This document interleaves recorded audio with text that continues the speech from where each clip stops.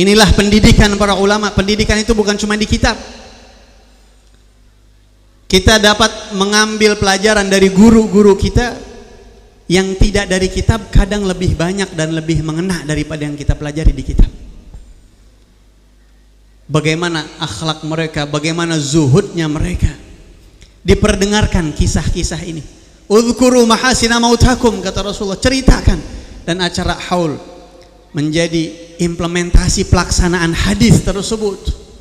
Secara besar-besaran umat Islam diperdengarkan kisah-kisah baik. Bahkan Nabi Muhammad SAW di Al-Quran, Allah sering kali kisahkan kisah para nabi. Wa kullan naqussu 'alaika min amba'ir rusuli ma nuthabbitu bihi fuadak. Setiap rasul yang kami kisahkan kepada engkau wahai Rasul, itu akan mengukuhkan hati kamu, kata Allah. Kisah orang-orang soleh ini diperdengungkan di acara-acara haul, bisa membuat mantap hati kita, Pak. Apalagi di zaman sekarang banyak orang yang hatinya goyang, banyak akidah goyang, banyak yang bisa menyeret akidah kita, mengoyahkan akidah kita. Kita betul-betul perlu pada saat ini dengan kisah-kisah orang-orang soleh. Dan banyak disampaikan oleh para ulama. Al-Imam Abil Qasim Al-Junaid Al-Baghdadi mengatakan bahwasanya hikayat al-hikayat atau hikayatus salihin, kisah orang-orang soleh, jundun min junudillah, adalah salah satu tentara Allah. Bapak Ibu sekalian, Allah itu punya tentara. Tentara yang akan membela agamanya. Di mana tentara Allah, Habib?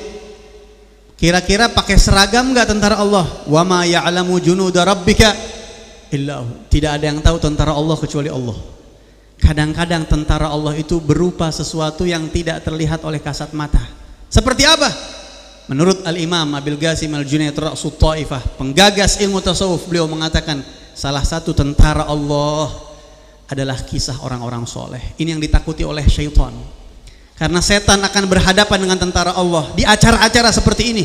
Diperdengarkan kisah orang-orang soleh, dan kisah orang soleh itu seperti tentara Allah yang merasuk ke dalam hati kita lewat telinga kita, yang kemudian akan memporak-porandakan kerajaan setan yang ada di dalam tubuh kita. Dan tidak sedikit orang-orang yang mendapatkan hidayah, terubah hatinya, berubah pola pikirnya, berubah karakternya. Dia terinspirasi dari kisah-kisah orang soleh.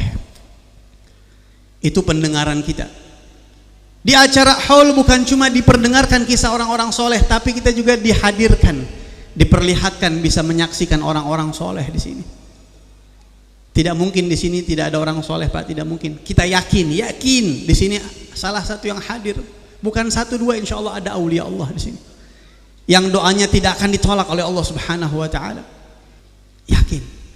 Karenanya Al Habib Abu Bakar bin Muhammad As-Segaf yang makamnya di Gresik, beliau mengatakan, ajaklah anak-anak kalian, tuntun ke majelis-majelis kebaikan anak-anak kalian. Kenapa? Karena penglihatan kadang-kadang lebih kuat daripada pendengaran. Kalau kita yang sudah dewasa mungkin mendengar kisah, tapi kalau anak kecil belum faham, Pak.